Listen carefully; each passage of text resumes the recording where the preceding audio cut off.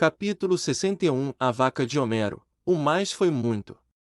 Vi saírem os primeiros dias da separação, duros e opacos, sem embargo das palavras de conforto que me deram os padres e os seminaristas, e as de minha mãe e tio Cosme, trazidas por José Dias ao seminário.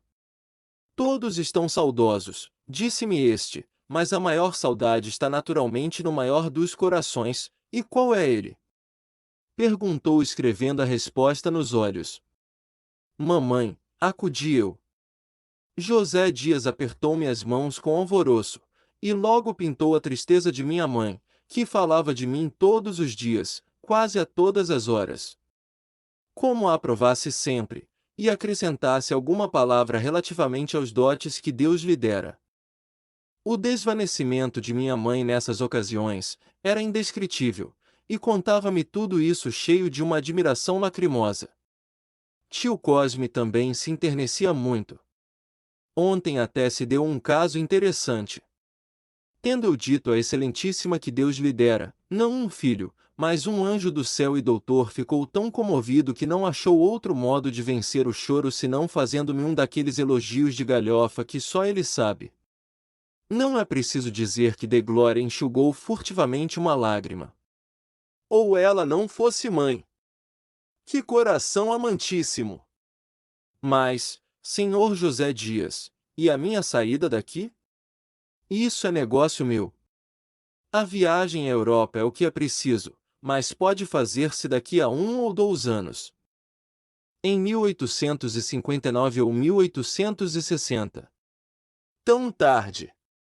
Era melhor que fosse este mesmo ano, mas demos tempo em tempo.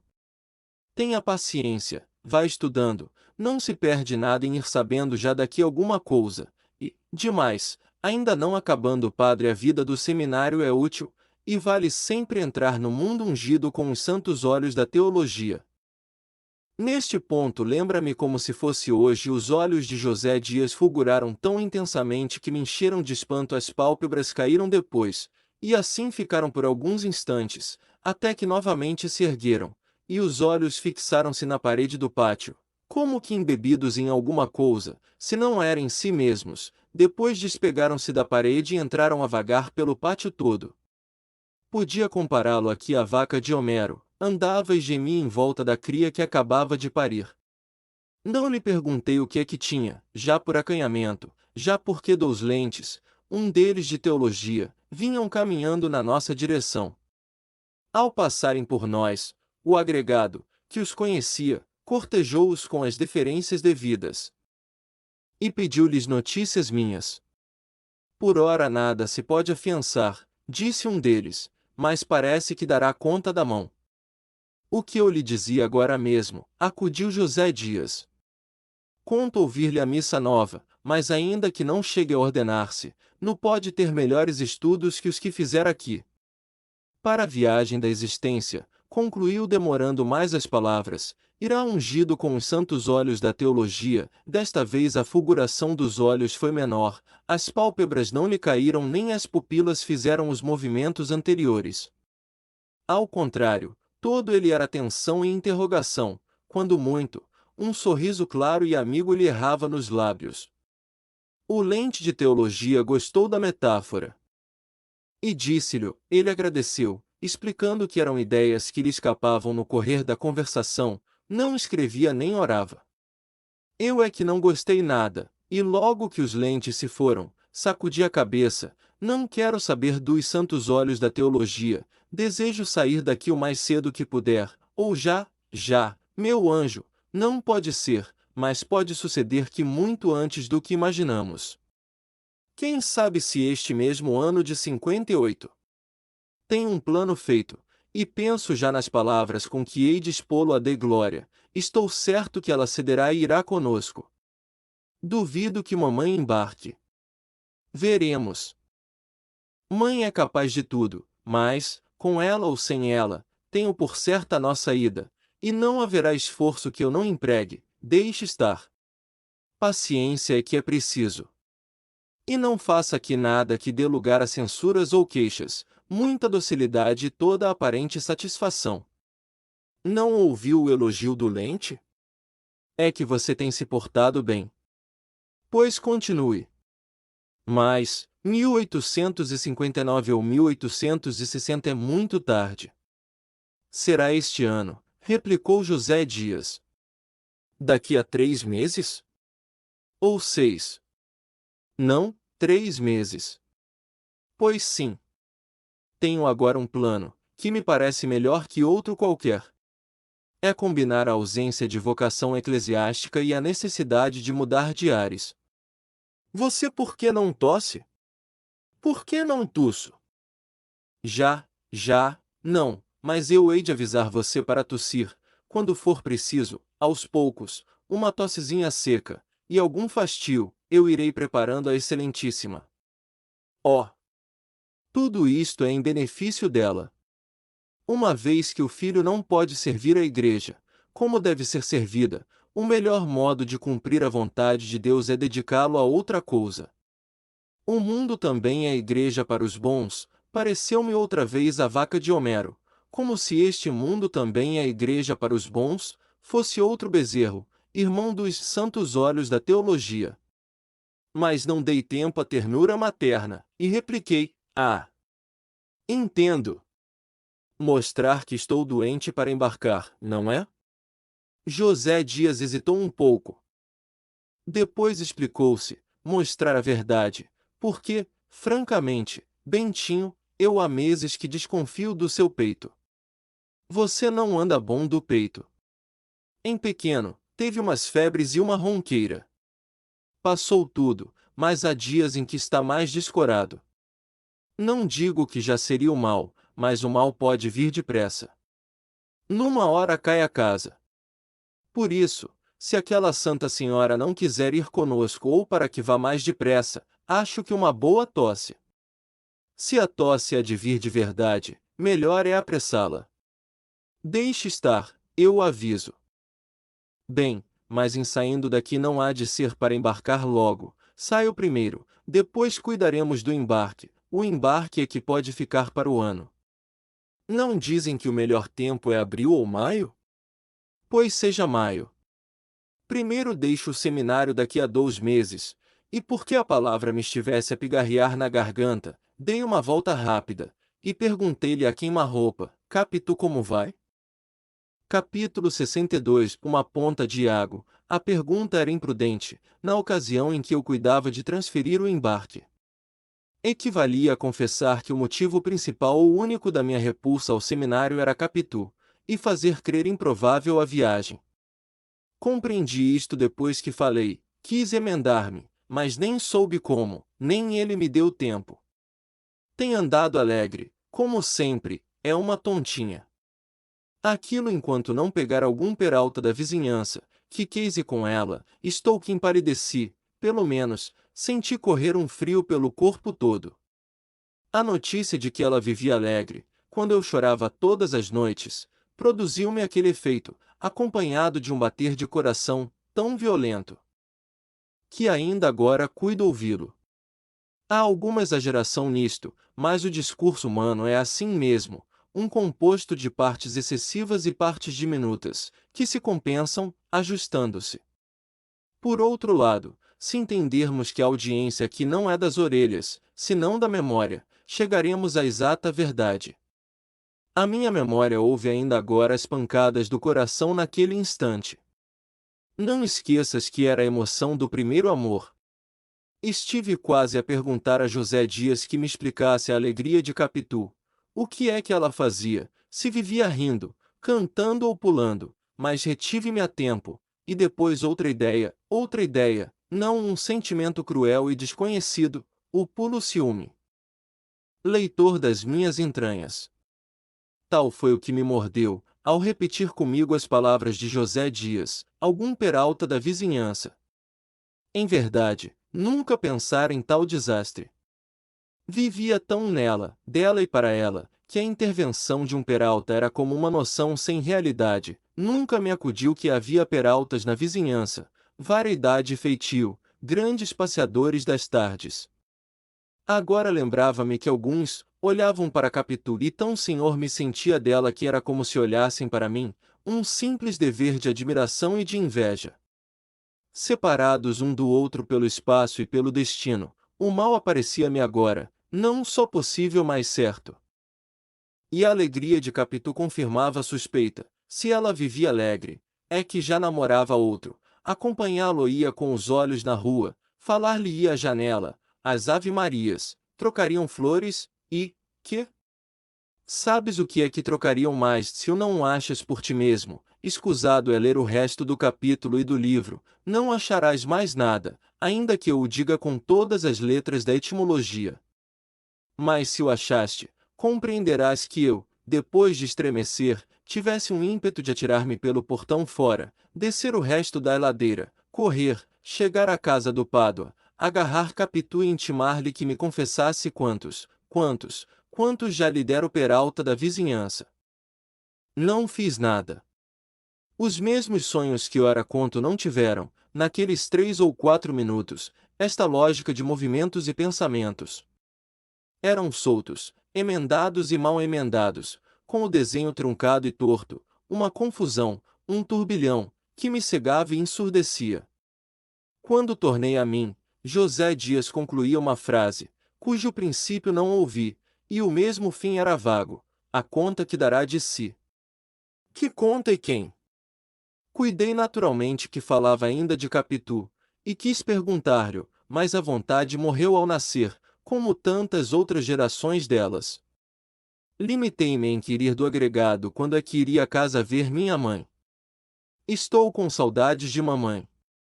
Posso ir já esta semana? Vai sábado. Vai sábado. Sábado. Ah.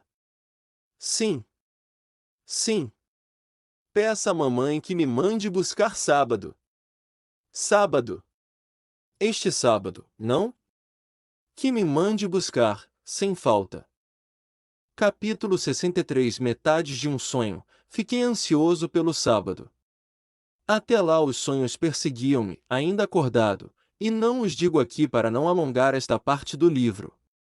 Um só ponho, e no menor número de palavras, ou antes porei 2, porque um nasceu de outro, a não ser que ambos formem 2 metades de um só. Tudo isto é obscuro, dona leitora, mas a culpa é do vosso sexo, que perturbava assim a adolescência de um pobre seminarista. Não fosse ele, e este livro seria talvez uma simples prática paroquial, se eu fosse padre, ou uma pastoral, se bispo, ou uma encíclica, se papa, como me recomendara tio Cosme. Anda lá, meu rapaz, volta-me papa. Ah! Por que não cumpri esse desejo? Depois de Napoleão, tenente imperador, todos os destinos estão neste século. Quanto ao sonho foi isto. Como estivesse a espiar os peraltas da vizinhança, vi um destes que conversava com a minha amiga ao pé da janela. Corri ao lugar, ele fugiu, avancei para Capitu, mas não estava só, tinha o pai ao pé de si, enxugando os olhos e mirando um triste bilhete de loteria. Não me parecendo isto claro, ia pedir a explicação, quando ele de si mesmo adeu, o Peralta fora levar-lhe a lista dos prêmios da loteria, e o bilhete saíra branco. Tinha o número 4004. Disse-me que esta simetria de algarismos era misteriosa e bela, e provavelmente a roda andara mal, era impossível que não devesse ter a sorte grande. Enquanto ele falava, Capitu dava-me com os olhos todas as sortes grandes e pequenas. A maior destas devia ser dada com a boca. E aqui entra a segunda parte do sonho. Pádua desapareceu, como as suas esperanças do bilhete. Capitu inclinou-se para fora, eu relancei os olhos pela rua, estava deserta. Peguei-lhe nas mãos, resmunguei não sei que palavras, e acordei sozinho no dormitório. O interesse do que acabas de ler não está na matéria do sonho, mas nos esforços que fiz para ver se dormia novamente e pegava nele outra vez. Nunca dos nuncas poderás saber a energia e obstinação que empreguei em fechar os olhos, apertá-los bem, esquecer tudo para dormir, mas não dormia. Esse mesmo trabalho fez-me perder o sono até a madrugada. Sobre a madrugada, consegui conciliá-lo, mas então nem peraltas, nem bilhetes de loterias, nem sortes grandes ou pequenas, nada dos nadas veio ter comigo.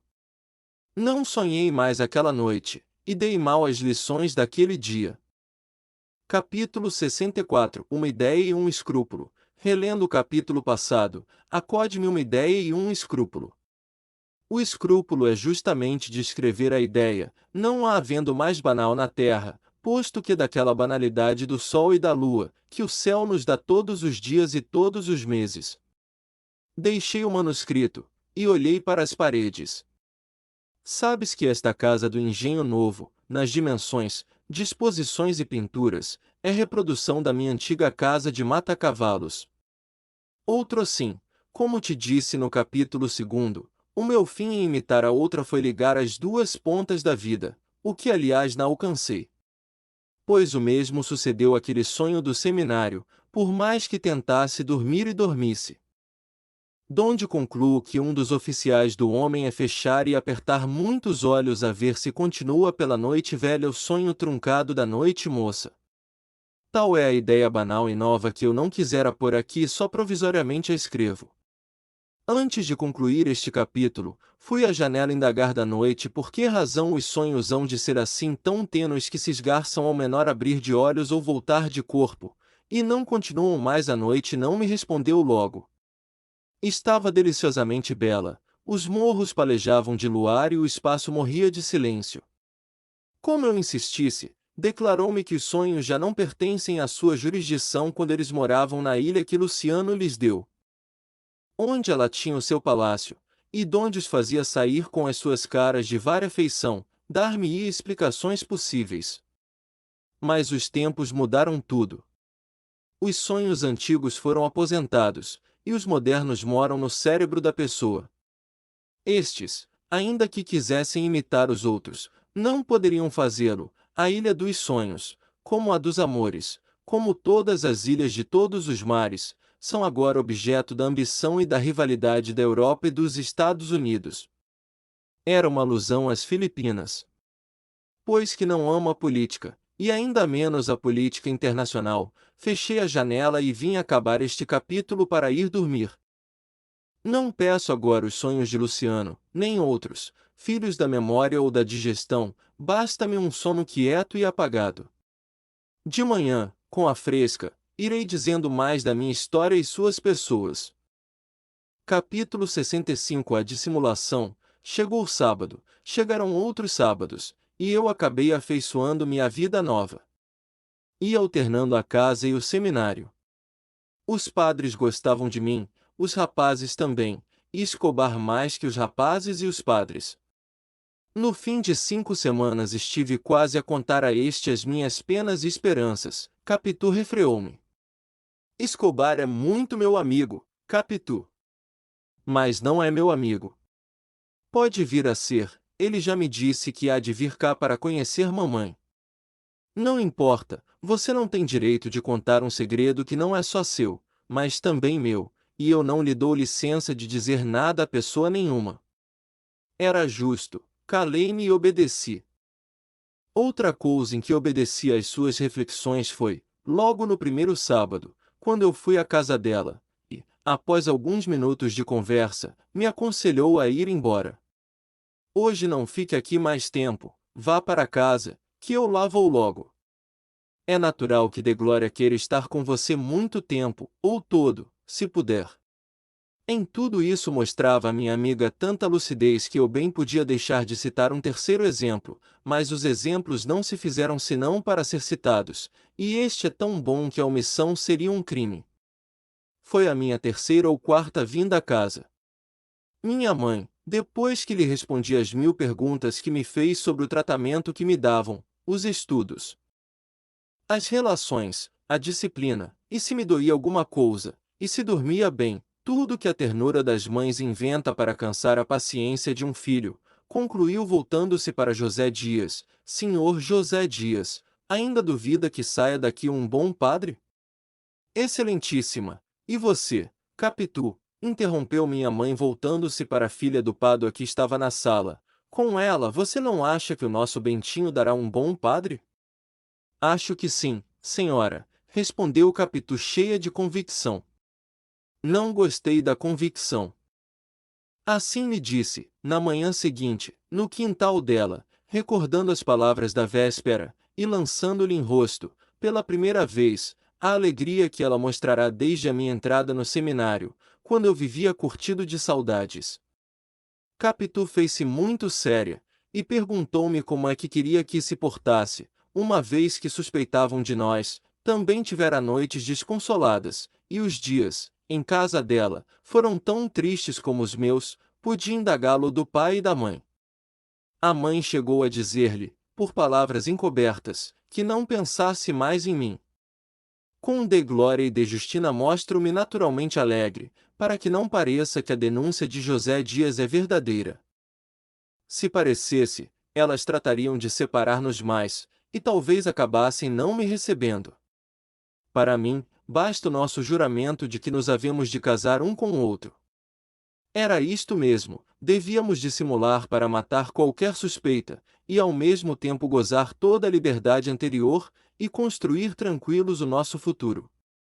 Mas o exemplo completa-se com o que ouvi no dia seguinte, ao almoço, minha mãe, dizendo tio Cosme que ainda queria ver com que mão havia eu de abençoar o povo à missa, contou que, dias antes, estando a falar de moças que se casam cedo, Capitu lhe dissera, pois a mim quem me há de casar há de ser o padre Bentinho, eu espero que ele se ordene. Tio Cosme riu da graça. José Dias não dessorriu, só prima Justina é que franziu a testa, e olhou para mim interrogativamente.